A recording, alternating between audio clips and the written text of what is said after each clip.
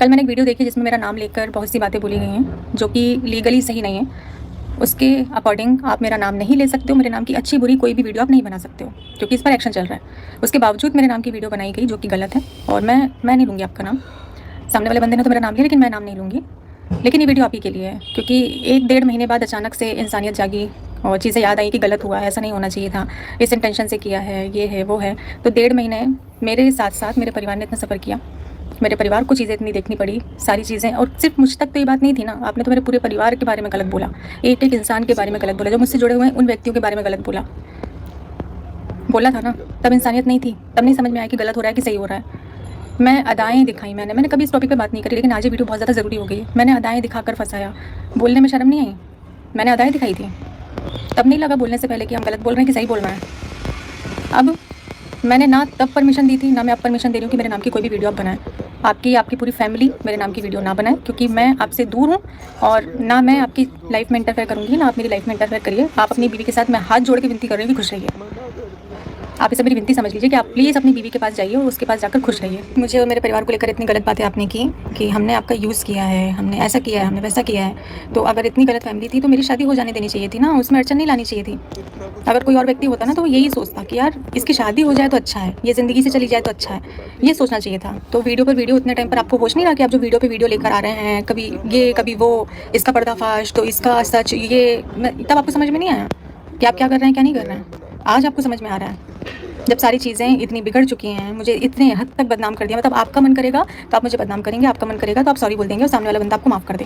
नहीं तो माफ़ी तो नहीं मिल सकती। जो आपने किया उस चीज़ की माफ़ी तो आपने जो सोशल चीज़ें लाई हैं ना और जिस तरीके से लेकर आए हैं ना, तो उस चीज़ की माफ़ी तो मैं आपको कभी नहीं दूँगी, आजीवन नहीं दूँगी, कभी भी नहीं दूँगी। सोशल मीडिया पर चला था कि मेरे भाई ने पैसों की डिमांड करी है केस को वापस लेने के लिए, तो इस चीज़ को मैं बता दूँ, मैं नकार रही हूँ पूरी तरीके से क्योंकि आपका कितना भी पैसा मेरी इज़्ज़त को वापस लाकर नहीं देगा। कोई भी किसी भी तरीके से मेरी इज़्ज़त की भरपाई नहीं कर सकता। तो ना हमने आपसे कोई डिमांड करी, किसी भी तरीके की कोई भी डिमांड नहीं की गई है। तो इस चीज़ को मैं ऑन कैमरा बोल रही हूँ। तो इस चीज़ को बढ़ावा देना बंद करिए, झूठ बोलना बंद करिए।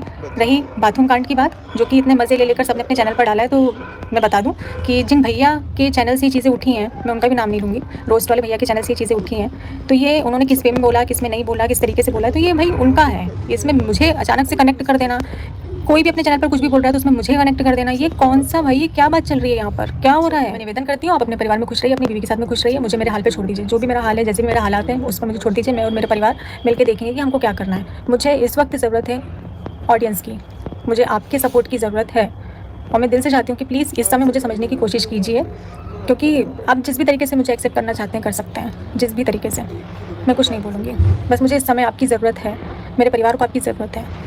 अभी कुछ वीडियोस चल रही हैं 1-2 दिन से कि इवेंट से किया बायकॉट और जो भी जैसा भी है, तो मैं उसको भी बता दूं कि उस इवेंट के लिए मुझे नवंबर में मेरी भाभी की डिलीवरी के पहले इनविटेशन आया था, लेकिन ये सारी चीज़ें बीच में हो गई और मैं रिस्पांस नहीं दे पाई, मैं बात नहीं कर पाई, ना मैंने फ़ोन कॉल अटेंड किया, ना मैंने मैसेजेस का रिप्लाई किया। उसके बाद अभी थोड़े टाइम पहले मेरी फिर से बात हुई, तब भी मेरा शेड्यूल कहीं और का चल रहा था, तो इस वजह से मैंने रिस्पॉन्स दे पाई। तो ये नहीं है कि इन्विटेशन नहीं आया था, इन्विटेशन आया है। तो ये जो बायकॉट लिख रहे हो, ये सब मत करिए यार, मत करिए प्लीज़।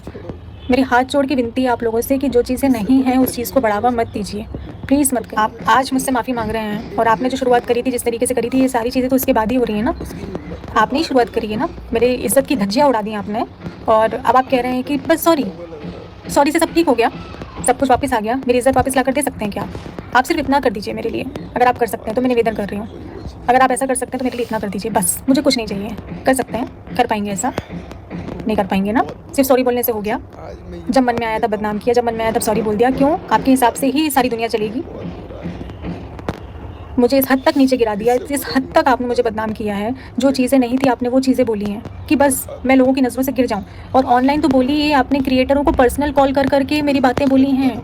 आपने क्रिएटर्स के मन में, उनके दिमाग में गंदगी भरी है, उनको ऐसी ऐसी चीज़ें बोली हैं जो हुई ही नहीं हैं, तो ये सारे मेरे अगेंस्ट हुए हैं।